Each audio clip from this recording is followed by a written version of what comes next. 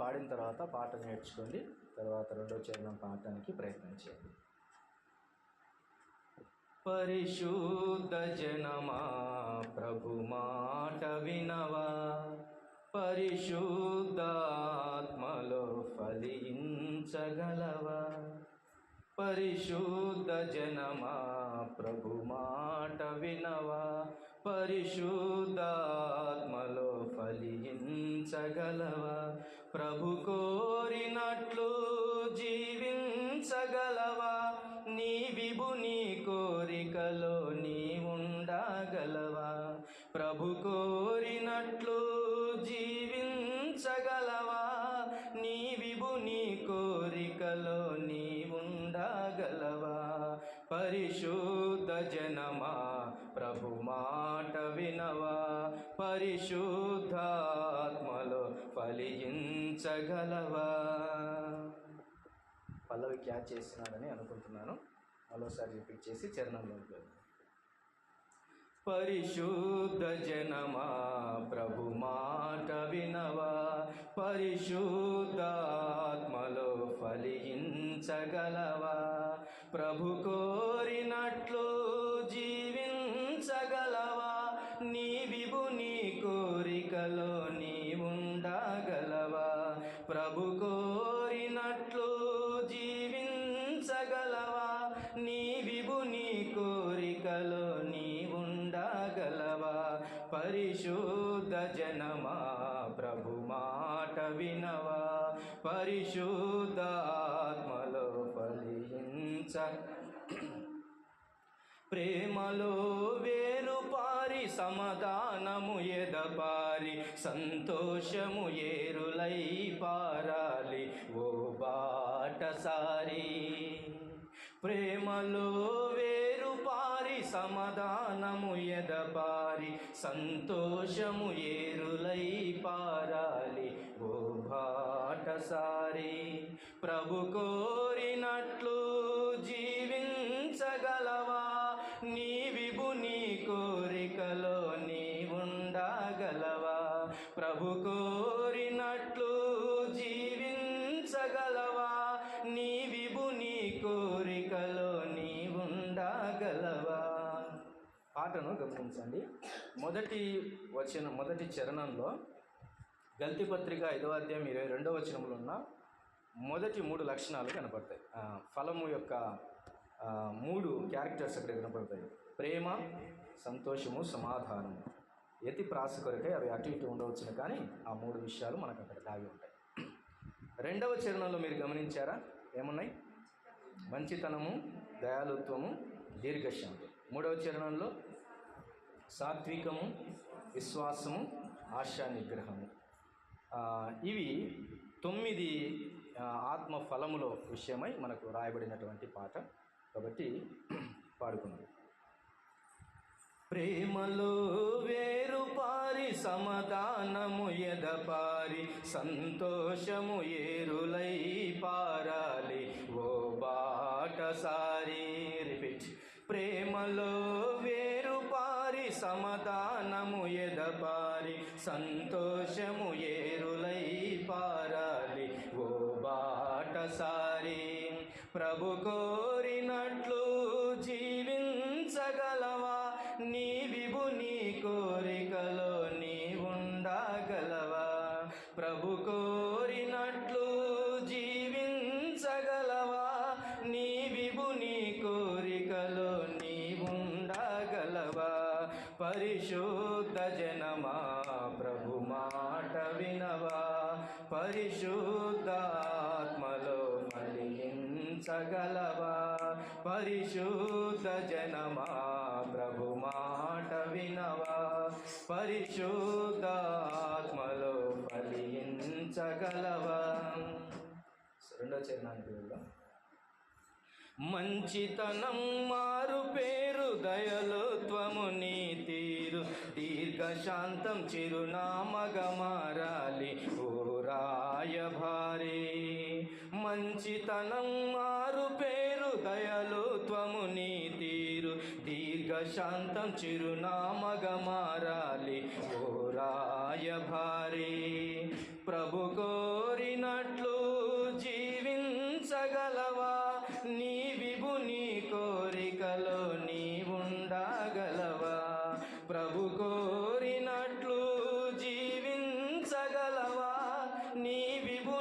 కోరికలో నీ ఉండగలవా? పరిశుద్ధ జనమా ప్రభు మాట వినవా? పరిశుద్ధాత్మలో ఫలించగలవా? పరిశుద్ధ జనమా ప్రభు మాట వినవా? పరిశుద్ధాత్మలో ఫలించగల. మూడో చరణం మీరే ట్రై చేయండి, నేను స్టార్ట్ చేస్తాను. సాత్వికమే విశ్వాసమే ఆశలన్నీ నిగ్రహముతో సంపాలి ఓ త్యాగశీలి. సాత్వికమే ఆశలన్నీ చంపాలి ఓ త్యాగశీలి. ప్రభు కోరినట్లు జీవించగలవా? నీ విభుని కోరికలో నీ ఉండగలవా?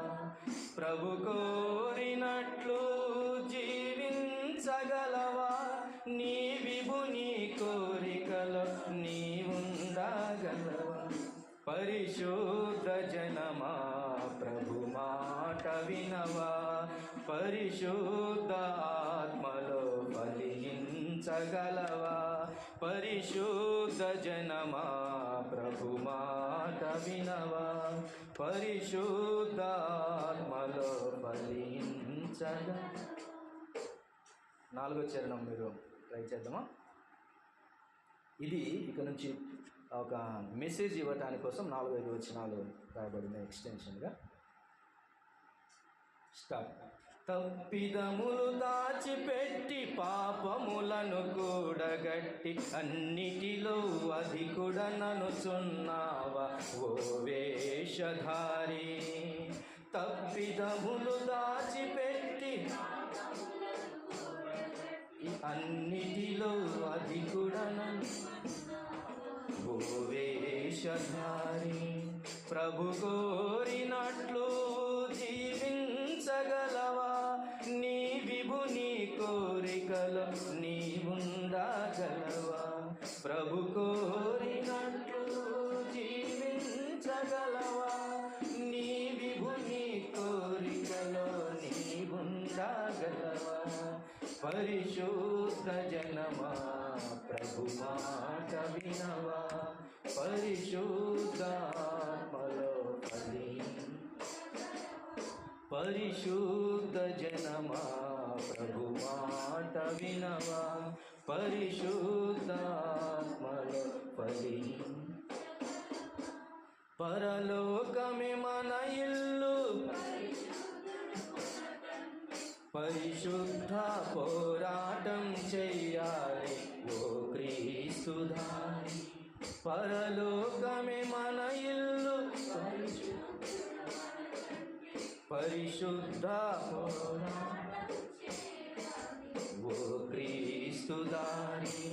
ప్రభు కోరినట్లు జీవించగలవా? నీ విభుని కోరికలో నీ ఉండగలవా?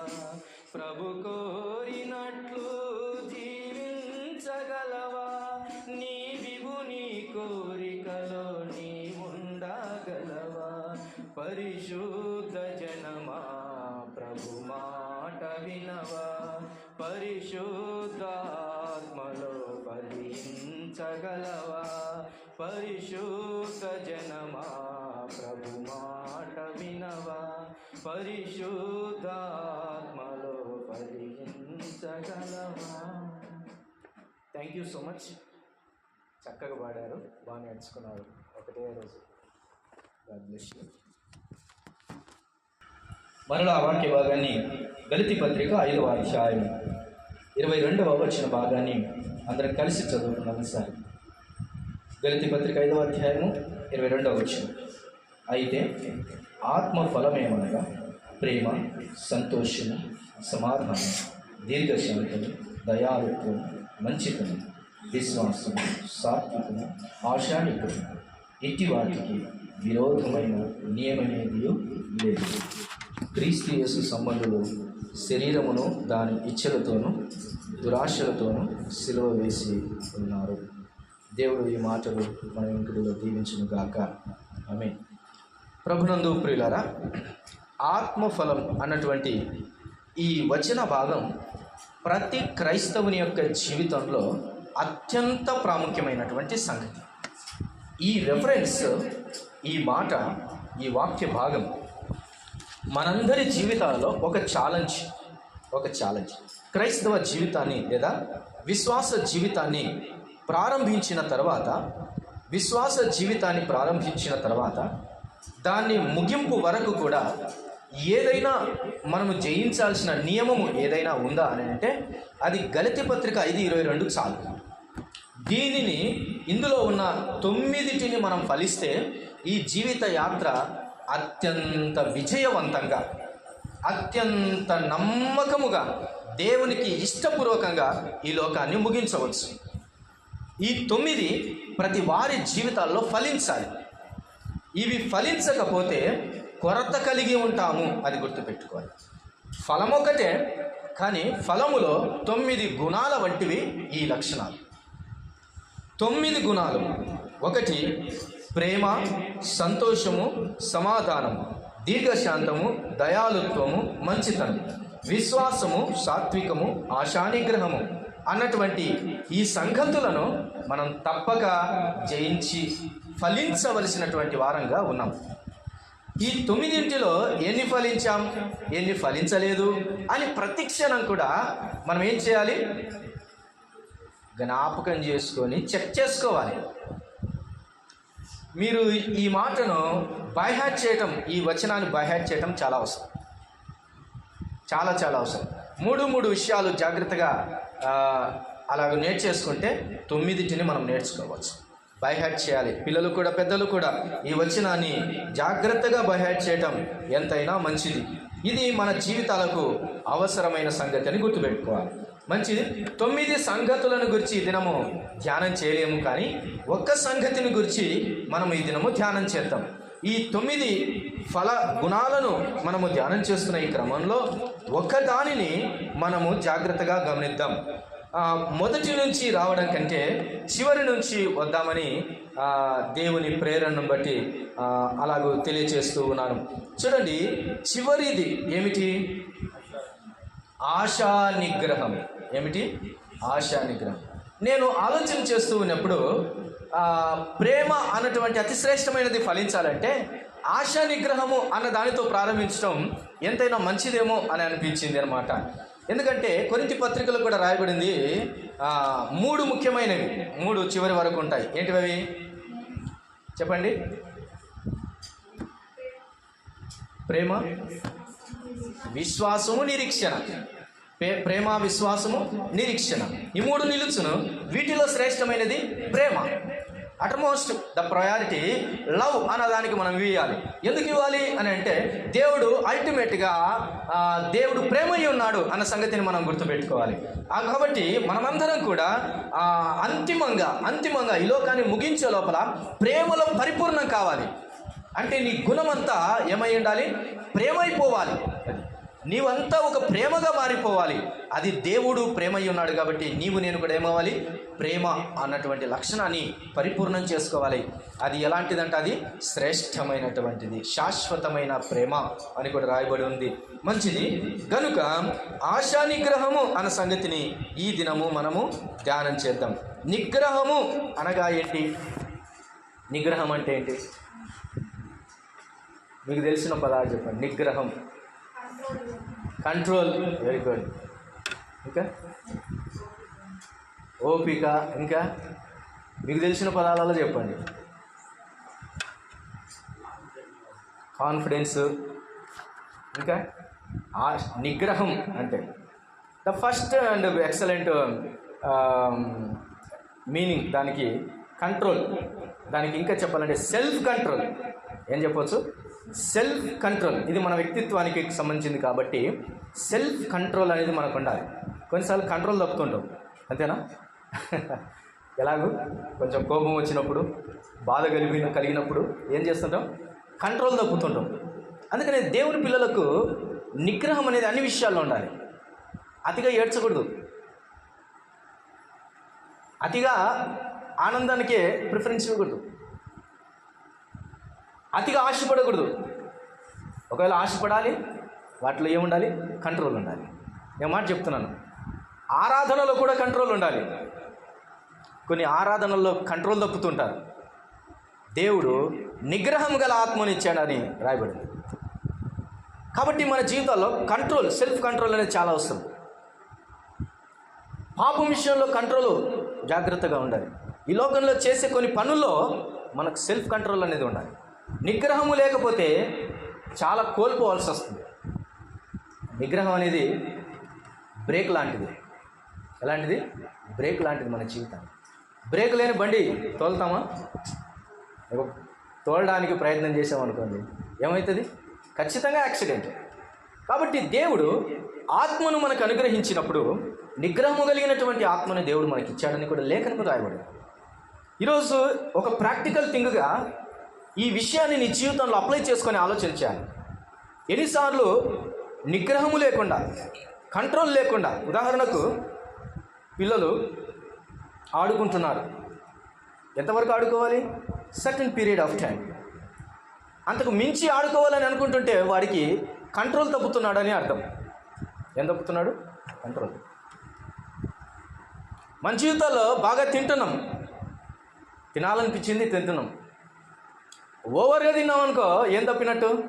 కంట్రోల్ తప్పి తింటున్నాం. నిగ్రహం అనేది కంట్రోల్ చేసేది, ఇది నియంత్రణకు సంబంధించినటువంటి సంగతి అని ప్లేటో అనేటువంటి ఒక వ్యక్తి ఇలా చెప్పాడు. తరచుగా నిగ్రహాన్ని స్వీయ నియంత్రణతో ముడిపెడతాడు. నిగ్రహంగా ఉండటం అంటే ఒక శారీరక కోరికలు మరియు ఆనందాలను పాలించటం అంటాడు. ఏం చేయాలంట? పాలించాలి అంటే రూల్ చేయాలి. మనకున్నటువంటి శరీర కోరికలను కానీ, మనకున్న ఆనందాలను కానీ వాటిని పాలించాలి. పాలించడం అంటే ఏలాలి అని అర్థం. అంటే శరీరమా ఇంగిటికి చాలు అని చెప్పాలి. అది నియంత్రణతో కూడినటువంటి సంగతి ఈ నిగ్రహం అన్నది. ఆ నియంత్రించుకునేటువంటి లక్షణం, క్యాపబిలిటీ నీకు లేకపోతే నీకు ఎక్కడనో నియంత్రణ లోపం ఉన్నట్టు లెక్క. ఏమన్నట్టు? నియంత్రణ లోపం ఉన్నట్టు. అరిస్టాటిల్ ఇలా అన్నాడంట, నిగ్రహం గల మనిషి తనకు కావలసిన వాటి కోసం తనకు అవసరమైనప్పుడు ఎప్పుడు కావాలో కోరుకుంటాడు, మరియు ఇదే కారణం నిర్దేశిస్తుంది. అంటే నిగ్రహం కలిగినటువంటి మనిషి ఏవేవి ఎంతవరకు అవసరమో వాటిని మాత్రం చూడగలుగుతాడు, అంతవరకే. కంట్రోల్. స్పీడ్గా బైక్ తోలడం నీకు బాగా వచ్చు, రాలేదని కాదు, కానీ ఎంత స్పీడ్ వరకు తోలాలనో లిమిటేషన్, అంతవరకే తోలాలి. ఆ నిగ్రహం లేని యవనస్తులు ఏం చేస్తుంటారు తెలుసా? హెవీ స్పీడ్తో వెళ్ళి యాక్సిడెంట్లు అయ్యి మరణాన్ని కొని తెచ్చుకుంటున్నారు. ఇలాంటి విషాద గాథలు విన్నప్పుడు కొన్నిసార్లు సొంతం మన అనుకున్నటువంటి వాళ్ళలో కూడా జరిగిన సంగతులు కొన్ని జ్ఞాపకం చేస్తున్నప్పుడు బాధేస్తుంది పిల్లల విషయాలు. కాబట్టి ఆ సెల్ఫ్ కంట్రోల్ అనేది మన జీవితాల్లో చాలా అవసరం. ఆత్మలో ఫలించడం అన్నటువంటి సంగతిలో అత్యంత ప్రాముఖ్యమైనది ఇది. మొదట మనల్ని మనం కంట్రోల్ చేసుకోవడం అనేది చాలా ఇంపార్టెంటే మన జీవితాల్లో.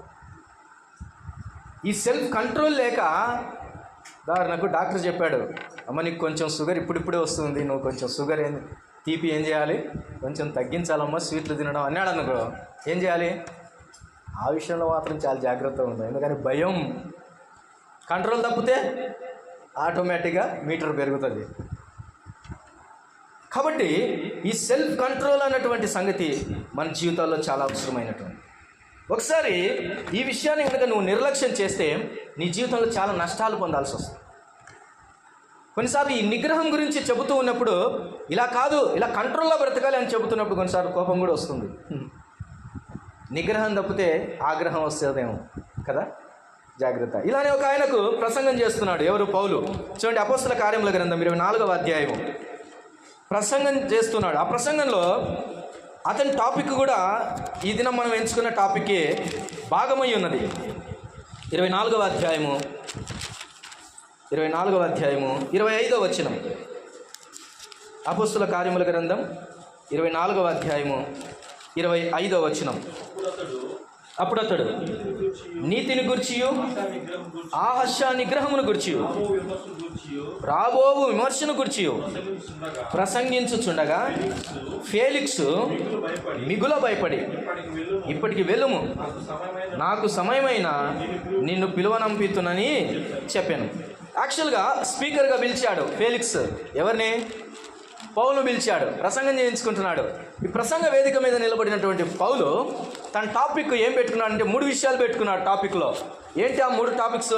ఒకటి నీతిని గుర్చియు, రెండవది ఆశా నిగ్రహమును గుర్చియు, మూడవది రాబో విమర్శను గుర్చినటువంటి సంగతి పౌలు బోధిస్తూ ఉన్నాడు. బోధిస్తూ ఉన్నప్పుడు ఇతనికి ఏం కలిగిందంట చూడండి. ఏం కలిగిందంట? ప్రసంగించుచుండగా ఫేలిక్స్ మిగుల భయపడి. ఏం కలిగింది? తనకి భయం కలిగింది. భయం కలిగింది. నీ జీవితంలో, నా జీవితంలో ఆత్మ యొక్క ఫలాన్ని సంపూర్ణంగా ఫలించలేక, ఆశ నిగ్రహం అనేది మన జీవితాల్లో లేక ఎన్నో కోల్పోతూ వచ్చాం. ఆశ నిగ్రహం కలిగినటువంటి వారిగా మనం బ్రతకాలి. ఈ ఆశ, ఇష్టానుసారమైన ఆశ విషయంలో ఒకనాడు దేవుడు నిన్ను తీర్పు తీర్చబోతూ ఉన్నాడు. అది అక్కడ పాయింట్. నీతి, తీర్పు, ఈ రెండింటి మధ్యలో ఆశ నిగ్రహమును యాడ్ చేస్తూ చెబుతూ ఉన్నాడు. దేవుని పిల్లలమైనటువంటి మన జీవితాల్లో ఆశ నిగ్రహం అనేది చాలా అవసరం. ఎవరితోనైనా మాట్లాడే విషయంలో, చూసే విషయంలో, తినే విషయంలో, శరీర సంబంధమైన కోరికల విషయంలో, అన్ని విషయాలలో ఏం కలిగి ఉండాలి? ఆశ నిగ్రహం కలిగి ఉండాలి. ఆశ తప్పు కాదు, అత్యాశ తప్పు. ఆశ తప్పు కాదు, దురాశ తప్పు. ఏం చెబుతుంది దేవుని వాక్యం? దురాశ గర్భమును ధరించి పాపమును కనును, పాపము పరిపక్వమై మరణమును కనును. అది తీర్పు, నిత్యమైనటువంటి మరణం. నా జీవితాల్లో నిగ్రహం కలిగి జీవిస్తున్నామా, లేకపోతే మనకిష్టం వచ్చినదల్లా చేసుకుంటూ వెళ్తూ ఉన్నామా? కంట్రోల్. డబ్బు సంపాదిస్తూ ఉన్నాం, డబ్బు ఖర్చు పెడుతూ ఉన్నాం. సంపాదించడంలో కంట్రోల్గానే సంపాదించుకుంటున్నామేమో, కానీ ఖర్చు పెట్టే విషయంలో కంట్రోల్ తప్పుతున్నామేమో. జాగ్రత్త. చెక్ చేసుకోవాలి. రియల్ లైఫ్లో ఆశా నిగ్రహం ప్రతి విషయంలో అప్లై చేసుకుంటూ వెళ్ళాలి.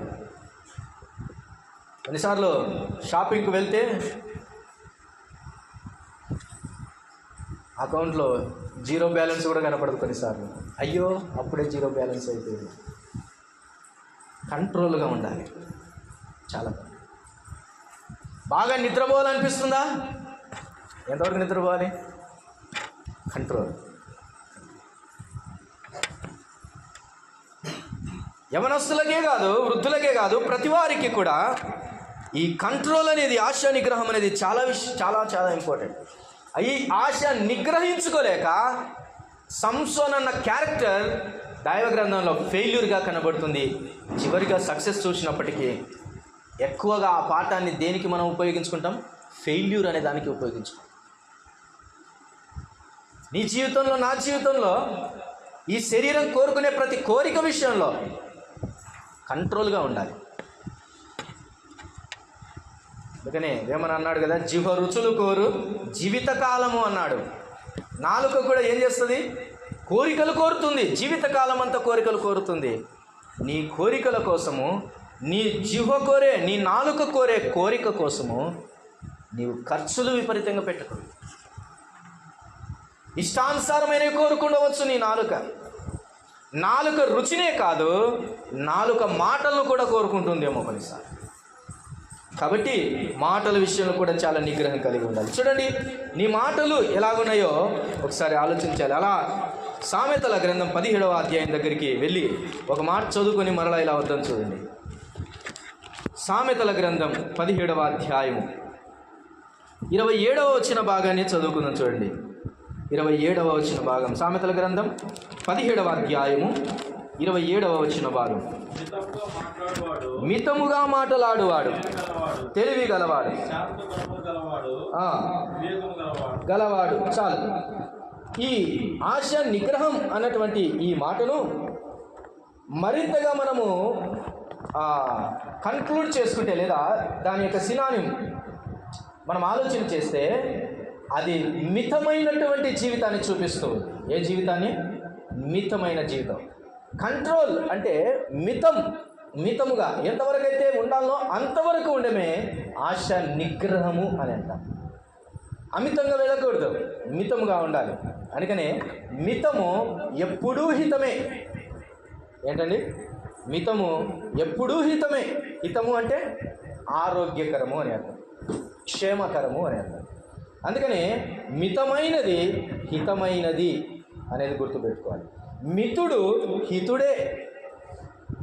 అన్నిట్లో మితముగా నీవు ఉండటం నీవు హితుడవే. కాబట్టి మితము అన్నటువంటి కాన్సెప్ట్ను, ఆశా నిగ్రహమును గురించి మనము ఆలోచన చేయవచ్చు. ఆశా నిగ్రహమునకున్న లక్షణమే మితమైన జీవితం. మితమైన జీవితం.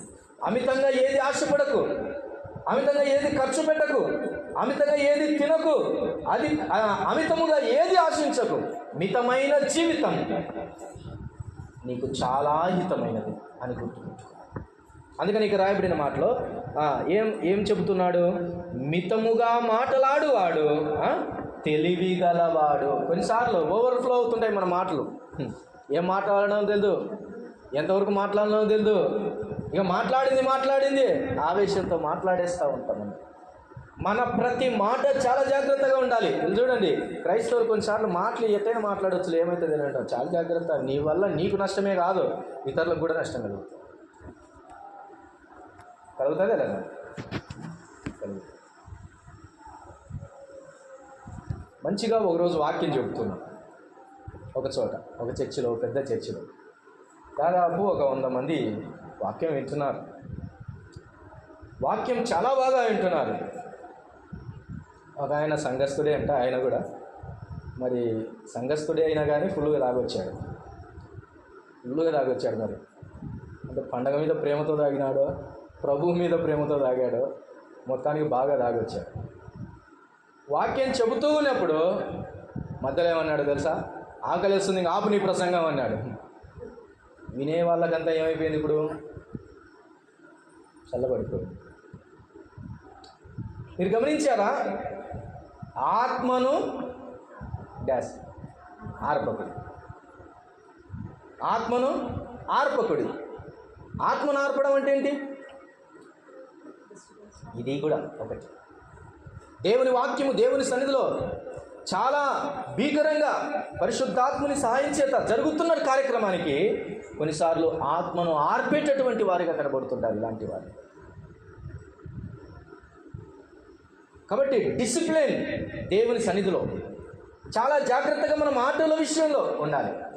ఒకరికి ఎవరికైనా సువార్త చెప్తున్నాం అనుకో, నేను ఒక వ్యక్తికి అన్నిటికీ సువార్త చెప్తా ఉన్నప్పుడు యేసు ప్రభువు వారిని గురించి చెప్తున్నప్పుడు ఆయన మన కోసం చనిపోయాయా, ఆయన జీవితంలో పాపం ఉంది, పాపంలో వచ్చే జీవితం మరణం, నిత్య నరకాగ్నికి వెళ్ళాల్సి వస్తుంది, ఆయన నమ్ముకుంటే గొప్ప విడుదల కలుగుతుంది అని అంటే, పక్కన సగం నమ్ముకున్నాడు ఏమన్నాడో తెలుసా?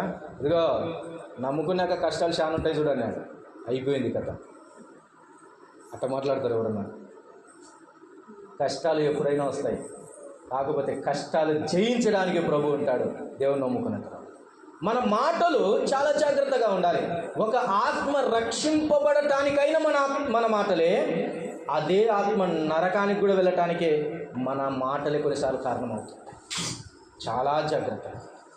కాబట్టి ఈ మితముగా మాట్లాడువాడు ఎలాంటి వాడంట? తెలివిగలవాడు అన్న సంగతి మనకు అర్థమైంది. ఇప్పుడు అమితమైనది ఉంది, మితము లేకపోతే మన కోసం అమితమైనది కాచుకొని ఉంది ఒకటి. చూడండి, యెషయా గ్రంథం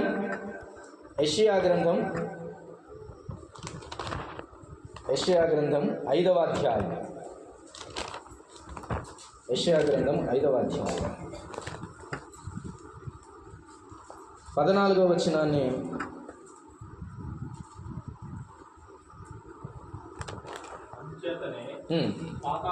పాతాళము గొప్ప ఆశ పెట్టుకొని అపరిమితముగా తన నోరు తెరుచుచున్నది. చాలు.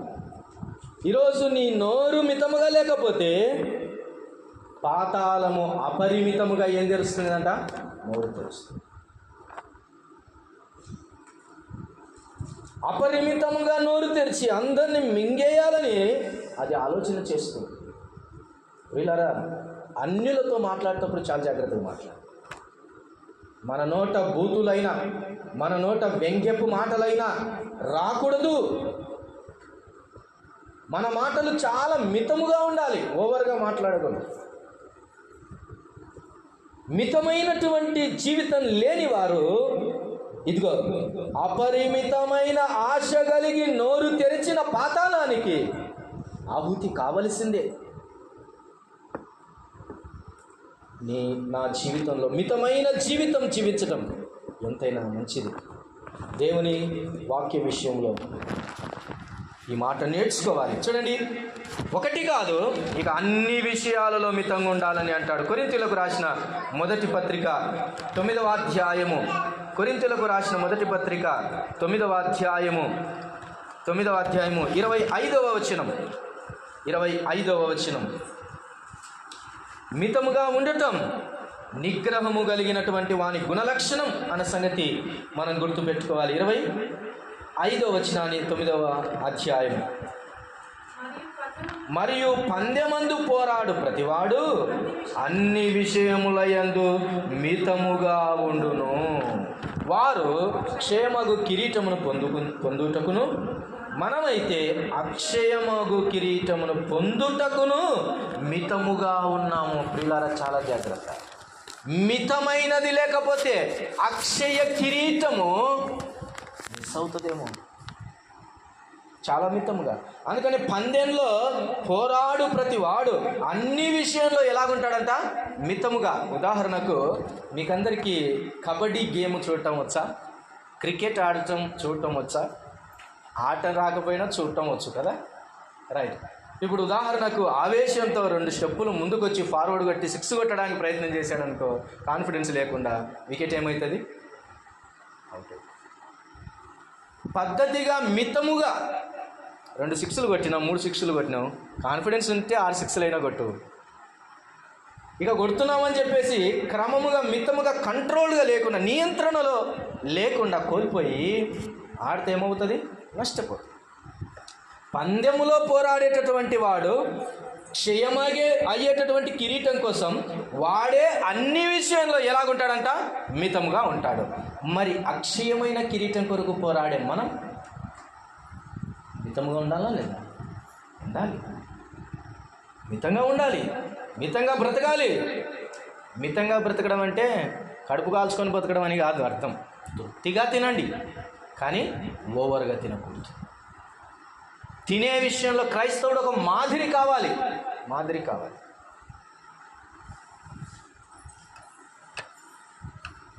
పిఎస్ స్వామి అన్న ఒక 2-3 గంటల ప్రసంగం తిండి గురించి మాట్లాడాడు. ఎలా తినాలి, తినటం యొక్క క్యారెక్టరిస్టిక్ ఏంటి, అసలు తినే విషయం ఏంటి, క్రమం ఏంటి అనే విషయాన్ని గురించి మాట్లాడాడు. మనం తినే పద్ధతి కూడా చాలా జాగ్రత్తగా ఉండాలి. మితం. కాబట్టి అక్షయ కిరీటం కొరకైన పోరాటం మనం చేస్తున్నామని గుర్తుపెట్టుకొని నిగ్రహము కలిగి మితములో బ్రతకాలి. దేవుని వాక్యం బోధిస్తుంది. అన్ని విషయాల్లో మితముగా ఉండాలి. తిమోతికి రాస్తూ అపోస్తలుడైన పౌలు ఒక తండ్రి వలె బోధన చేస్తూ, ఇదిగో తిమోతి అని తెలియజేస్తూ పత్రిక అంతా రాస్తూ ఉన్నాడు. ఆ విషయాల్లో ఒక సంగతిని కూడా తెలియజేస్తూ రాస్తూ ఉన్నాడు. చూడండి, తిమోతికి రాసిన 2వ పత్రిక, అపోస్తలుడైన పౌలు తిమోతికి రాసిన 2వ పత్రిక 4వ అధ్యాయం 5వ వచనాన్ని చదువుకుందాం. చూడండి. అయితే నీవు అన్ని విషయములలో మితముగా ఉండుము, శ్రమపడుము, సువార్తికుని పరిచయము, నీ పరిచర్యను సంపూర్ణముగా జరిగించుము. ఒక సేవకునిగా, సేవలోనికి వచ్చినటువంటి వ్యక్తిగా తిమోతికి, ఒక సువార్తికుడైనటువంటి తిమోతికి తెలియజేస్తూ ఉన్నాడు. ఏం తెలియజేస్తున్నాడంటే, తిమోతి అన్ని విషయంలో నువ్వు ఎలాగుండు? మితముగా ఉండుము అని చెప్పిన తర్వాతనే శ్రమపడుము. ముందు ఏం చెప్పాడు? ముందు మితముగా ఉండుము, కామ శ్రమపడుము అంటున్నాడు. అంటే శ్రమ పడాలి అని అంటే ముందు ఏముండాలి? మితముగా ఉండాలి. కొంతమంది సేవకులను నేను చూశాను, ఆయాసం వచ్చేంత తిని ఇక పడుకుంటే సువార్త ఏం జరుగుతుంది? కడుపు బెత్తడంత ఖాళీ పెట్టుకోవాలంట. కడుపు ఏం చేయాలా? ఒక బెత్తడు ఖాళీ పెట్టుకోవాలంట. ఎందుకని? అరగాలంటే కూడా అది అవసరమే. క్షేమము, ఆరోగ్యము. కొంచెం తక్కువ తినడం, బాగా తినాలనిపిస్తుంది, ఇంకొక ముద్ద ఎక్కువ తినాలనిపిస్తుంది కదా. అప్పుడు మనం సర్వసాధారణంగా చేసే పని ఏంటి? తినేస్తాం. కానీ అక్కడే ఆగాలి, అదే నీ ఆరోగ్యం. అక్కడే ఆగాలి, అదే నీ చురుకుతనం. అక్కడే ఆగాలి, అదే నీ విజయం. అక్కడే ఆగాలి. ఆశపడ్డ ఆకాను, ఆశపడినటువంటి సంసోను, అత్యాశపడినటువంటి స్త్రీలైన పురుషులైన దైవ గ్రంథములో నిగ్రహము లేక దేవుని యొక్క మహోగ్రతకు కారణమయ్యారు. చాలా జాగ్రత్త. మితానుభవం, ఇలాంటి మితము కలిగి దీనిలో అనుభవం సంపాదించాలన్నాడు. చూడండి, తీతుకు చెబుతున్నాడు. తీతుకు చెబుతూ ఏమంటున్నాడంటే, మితము అనేది నీవు నేర్చుకోవాలి.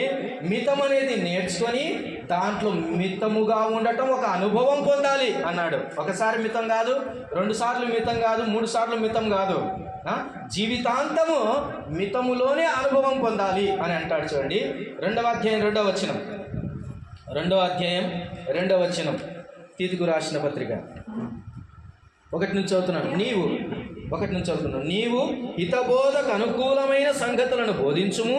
ఎలాగనగా వృద్ధులు, మితానుభవము గలవారును, మాన్యులను, స్వస్థ బుద్ధి గలవారును, విశ్వాస ప్రేమ సహనముల యందు లోపము లేని వారునై ఉండవలెననియు బోధిస్తూ వెళ్తూ ఉన్నాడు. ఈ క్రమంలో ఏమంటున్నాడంటే, వృద్ధులు ఎలాగుండాలంట? మితానుభవము, అంటే మితములో అనుభవము సాధించిన వారై ఉండాలి. ఏం అమ్మమ్మ, ఏం నానమ్మ తింటున్నామంటే ఎంత తింటున్నాయినా అంతే తింటున్నాను అని అంటది. అంతే తినడం నీ అలవాటా, లేకపోతే నీకు తప్పని పరిస్థితా? తప్పని పరిస్థితికి వచ్చినాం కాబట్టి అంత తింటున్నాం. ఒకప్పుడు కాబట్టి యవన ప్రాయంలో ఉన్న నాటి నుంచే, ఈ విషయం నేర్చుకున్న నాటి నుంచే నీవు మితములో అనుభవం సాధించాలి. అప్పుడే నీ పిల్లలకు మితమును గూర్చిన హితోపదేశము నీవు చేయగలవు.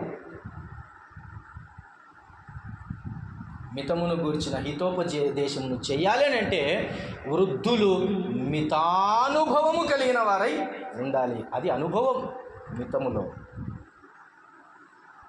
తిమోతికి కూడా మొదటి పత్రిక 3వ అధ్యాయం 2వ వచనంలో అంటాడు. 3వ అధ్యాయం 2వ వచనం తిమోతికి రాసిన పత్రిక. అధ్యక్షుడగు వాడు నిందారహితుడును, ఏకపత్ని పురుషుడును, మితానుభవుడును అయి ఉండాలి. అలాంటి వాడు అధ్యక్షుడై ఉండాలి. ఈరోజు ప్రసంగం చేయడంలో కూడా మితం ఉండాలి. ఏముండాలి? ప్రసంగం చేయడంలో కూడా మితం ఉండాలి. కొన్ని చర్చెస్లో కొట్లాటలు ఉన్నాయి. నేను బోధించాలంటే నేను బోధించాలా? ఏం తప్పినారు? కంట్రోల్ తప్పినారు. ఏం తప్పినారు? కంట్రోల్ తప్పినారు. అనుభవ జ్ఞానం లేదు, మితానుభవము లేకున్నారు.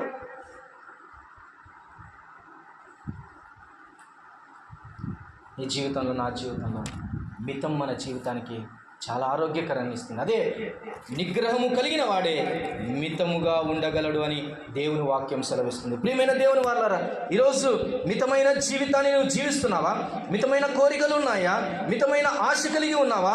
అలాంటిది లేకపోతే, నీవు ఆశా నిగ్రహము కలిగి జీవించలేకపోతే దేవుని యొక్క ఉగ్రతకు నీవు నేను లోని కావాల్సి వస్తుంది.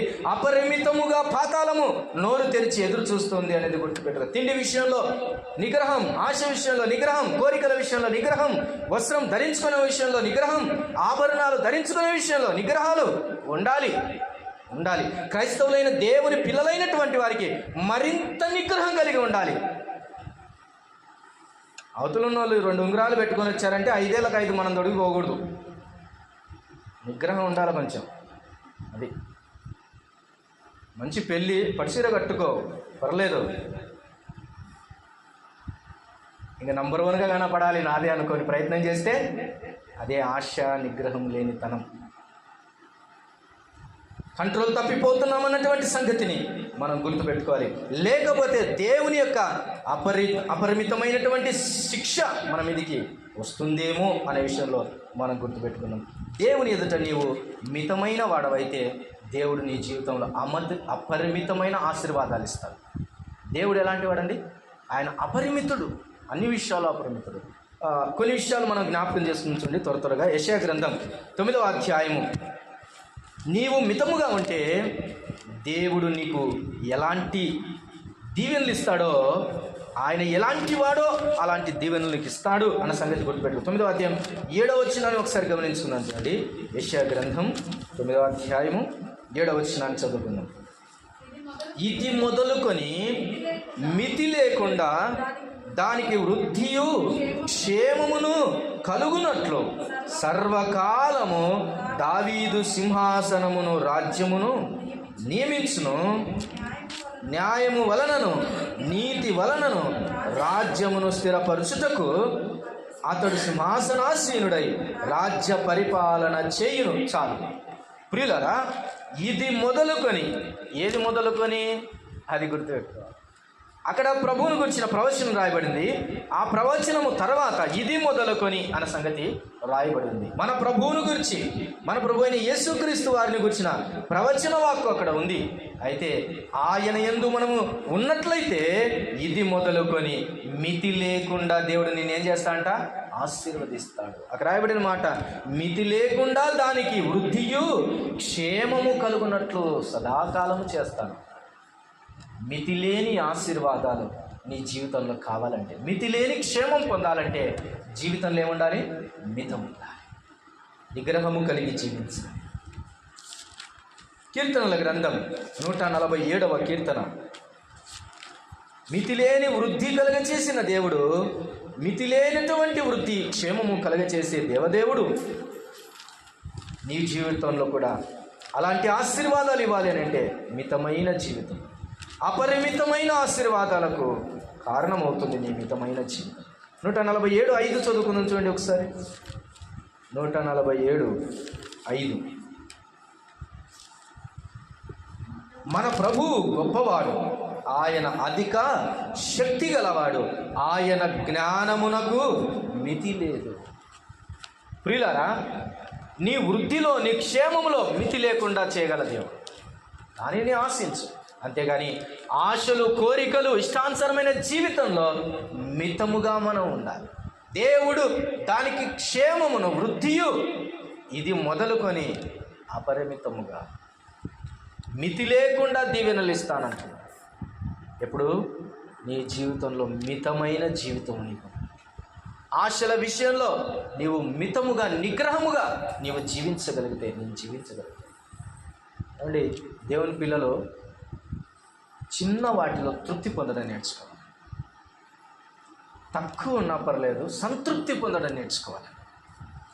నాకున్న దానిలో నేను తృప్తి పొందుతాననడం నేర్చుకోవాలి దేవుని పిల్లలు. అన్నీ ఆశించటం అనేది క్రమమైన పద్ధతి కాదు. మితముగా జీవించడం అనేది దేవుని పిల్లలకు ఉన్నటువంటి రుజువు. అది అందుకనే జ్ఞానమును నీవు కోరుకుంటే దేవుడు ఎలాంటి వాడు? జ్ఞాన విషయంలో ఆయన మితి లేనివాడు గనక నీకు జ్ఞానమును అమితముగా ఇస్తాడు. అది కోరుకోవాలి, జ్ఞానం కోరుకోవాలి, క్షేమమును, వృద్ధియు కోరుకోవాలి. నా జీవితంలో ఆయన అపరిమితమైన ఆశీర్వాదాలు ఇస్తూ ఉన్నాడు. కీర్తనల గ్రంథంలో 119వ కీర్తన చూసినట్లయితే 154:6 వచనాన్ని చదువుతుంది. 119వ కీర్తనల గ్రంథం 119, 156 వచనంలో, యెహోవా నీ కనికరములు మితిలేనివి, నీ న్యాయ విధులను బట్టి నన్ను బ్రతికి. నా చావు బతుకుల్లోనికి వెళ్ళినా, ఎన్నిసార్లు ఆయన కనికరము చూపించినా, నీ మీద కనికరం చూపించటం విషయంలో ఆయన ఎలాంటి వాడంట? మితి లేనివాడు. అలాగైతే దేవ లక్షణాలు నీలో నాలో ఉన్నాయా? జ్ఞాన విషయంలో మితి లేని వారమై ఉండాలి, వృద్ధి విషయంలో మితి లేని వారమై ఉండాలి. అంటే పరిశుద్ధత విషయంలో, ఆత్మ సంబంధమైన వృత్తిలో మనం మితి లేని వారిగా ఉండాలి. ఇక్కడ మాట చూస్తే కనికరం విషయంలో ఆయన ఎలాంటి వాడంట? మితి లేనివాడు. అలాగైతే మనం ఎలాగున్నాం? ఇతరుల ఎడల కనికరం చూపించే విషయం. How is your love and compassion? నీ కనికరము, ప్రేమ అనేది ఇతరుల విషయంలో ఎలాగుంది? ఎంత అని కనికరం చూపిస్తాంలే అన్నా అనవు. ఎందుకంటే నీ దేవుడు, నా దేవుడు కనికరం చూపించే విషయంలో ఎలాగున్నాడు?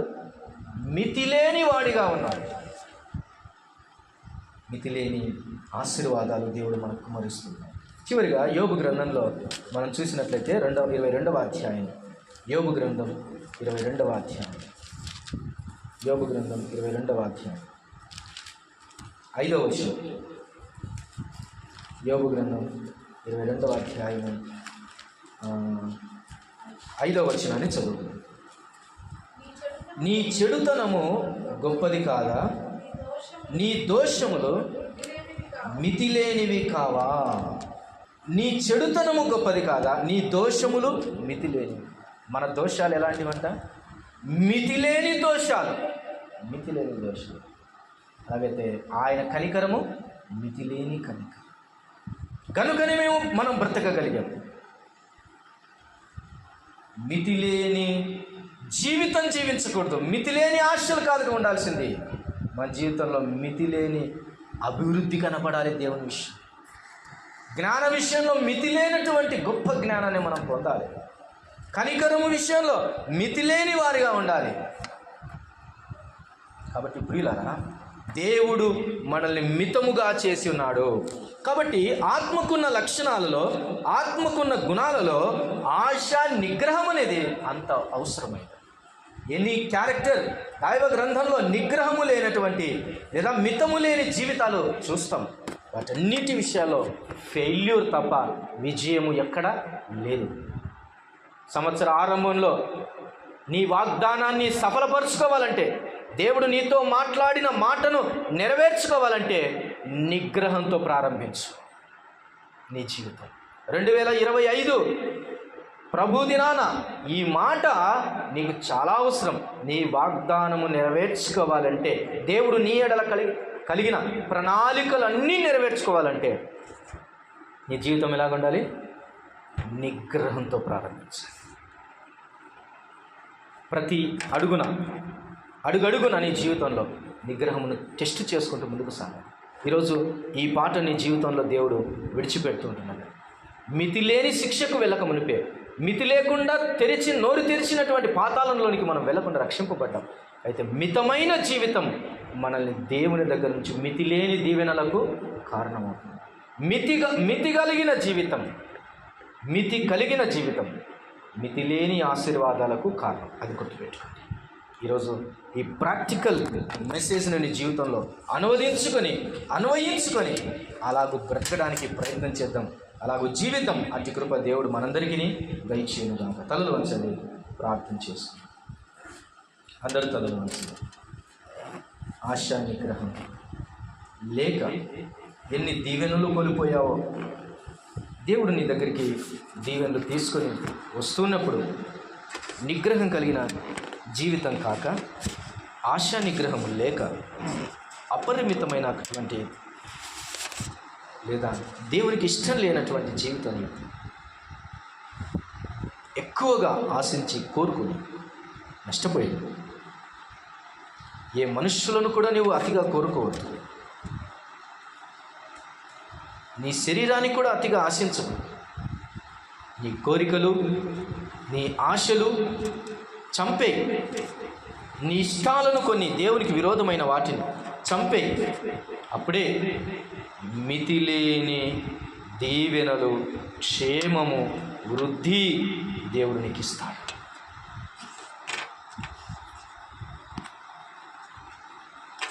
మితి లేకుండా, ఆశా నిగ్రహం లేకుండా బ్రతుకుతున్నాము. పరిశీలన చేసుకుంది. సాత్వికమే సౌందర్యం, విశ్వాసమే ఐశ్వర్యం, ఆశలన్నీ నిగ్రహముతో చంపాలి ఓ త్యాగశీలి. సాత్వికమే సౌందర్యం, విశ్వాసమే ఐశ్వర్యం, ఆశలన్నీ నిగ్రహముతో చంపాలి ఓ త్యాగశీలి. ప్రభు కోరినట్లు జీవించగలవా? నీ విభుని కోరికలో నీ ఉండగలవా? ప్రభు కోరినట్లు జీవించగలవా? నీ విభుని కోరికలో నీ ఉండగలవా? పరిశుద్ధ జనమా, ప్రభు మాట వినవా? పరిశుద్ధాత్మలో ఫలించగలవా? తప్పిదములు దాచిపెట్టి పాపములను కూడగట్టి అన్నిటిలో అధికుడననుచున్నావా ఓ వేషధారి? తప్పిదములు దాచిపెట్టి పాపములను కూడగట్టి అన్నిటిలో అధికుడననుచున్నావా ఓ వేషధారి? ప్రభు కోరినట్లు జీవించగలవా? నీ విభుని కోరికలో నీ ఉండగలవా? ప్రభు కోరినట్లు జీవించగలవా? నీ విభుని కోరికలో నీ ఉండగలవా? పరిశుద్ధ జనమా, ప్రభు మాట వినవా? పరిశుద్ధాత్మలో ఫలించగలవా? దయాళుడవైన మా తండ్రి, కరుణా సంపన్నుడానికి స్తోత్రం. ఆశా నిగ్రహం మితిగల జీవితానికి అవసరమైంది నాయన. మితి లేక అతిగా ఆలోచించిన వారమై హితమైన జీవితము లేక దేవునికి ఇష్టపూర్వకంగా జీవించలేక కొన్నిసార్లు మా ఆశలు నైనా మీ ఎదుట మీకు కోపం పుట్టించేవిగా ఉన్నాయి. ఇశ్రాయేలీయుల ప్రజలు కూడా మాంసాపేక్ష కలిగిన వారై మితము లేక తిని అక్కడికక్కడే నాశనమైనట్టు చూస్తున్నారు. అయ్యా, మేము అలాగ ఉండకుండా చేయండి. తినే తిండి విషయంలో, చూసే చూపు విషయంలో, త్రాగే విషయంలో, నైనా బ్రతికే బ్రతుకులో, ఆశించే ఆశల్లో, కోరుకునే కోరికల్లో, నైనా ప్రతి విషయంలో నిగ్రహము కలిగిన జీవితం మేము జీవించడానికి సహాయం చేయండి. ఇలాగ మితములో అనుభవం సాధించే వారిగా ఉండటానికి సహాయం చేయండి. ఈరోజు ఈ పాఠం మా నిజ జీవితంలో, దైనందిన జీవితంలో ఇది ఒక ప్రాక్టికల్ థింగ్ కావాలి నాయనా. స్తోత్రం. ఇది లేక నష్టపోయిన వారు ఎందరో, కోల్పోయిన వారు ఎందరో. మితముగా ఉంటే అమితమైన ఆశీర్వాదాలు మాకున్నాయని మేము నేర్చుకున్నాం. వృద్ధులైన, పెద్దలైన, యవనస్తులైన అమూల్యమైన ఈ సందేశాన్ని నిండు హృదయంతో స్వీకరించి అలాగూ నడుచుకున్నట్లు సహాయం చేయమని, చేరువచ్చిన బిడ్డలందరినీ పేరు పేరున దీవించండి, ఆశీర్వదించండి. మీరే దీవించి పంపుమని ప్రార్థన చేస్తూ మహిమ, ఘనత, ప్రభావములని ఆరోపించుకుంటూ యేసుక్రీస్తు వారి పరిశుద్ధ నామమున ప్రార్థన చేసి వేడుకొని పొంది ఉన్నాము తండ్రి. ఆమేన్.